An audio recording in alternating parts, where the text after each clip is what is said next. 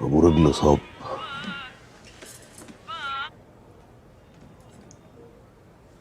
يا فصلان. معلش يا اخويا، بس اصلي يعني كنت عايزه اطلب منك طلب ومحرجه منك قوي. انت محرجه يا سوريا؟ عمري ما شفتك محرجه غير ليله الدخله. والنبي ده انا محرجه اكتر من ليله الدخله. اصله طلب كده مش عارفه هتوافق عليه ولا لا. انا عايزه فلوس. عايزه كام؟ 500,000. هتعمل ايه بالمبلغ ده؟ هديهم لصبحي. اصله قال لي على فكره مشروع عايز يفتحه، وانت عارف عياله من ساعه ما سافروا محدش فيهم بيسأل فيه، وانا قلت يعني اهو يبقى مشروع ياكل منه عيش ويبقى عنده دخل ثابت بدل ما كل شويه اديله، وكله من خيرك. والله ما استخسرها سوريا. صبح ترمستات حمار وهيفشل بمشروع.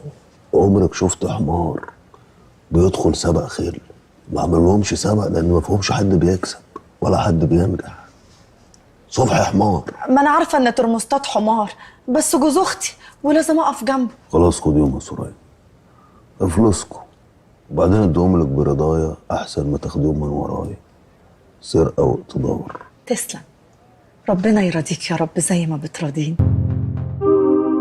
اشترك في باقات واتشت الشهرية بتبدأ من 14 جنيه و99 قرش، وباقات سنوية بتبدأ من 149 جنيه و99 قرش.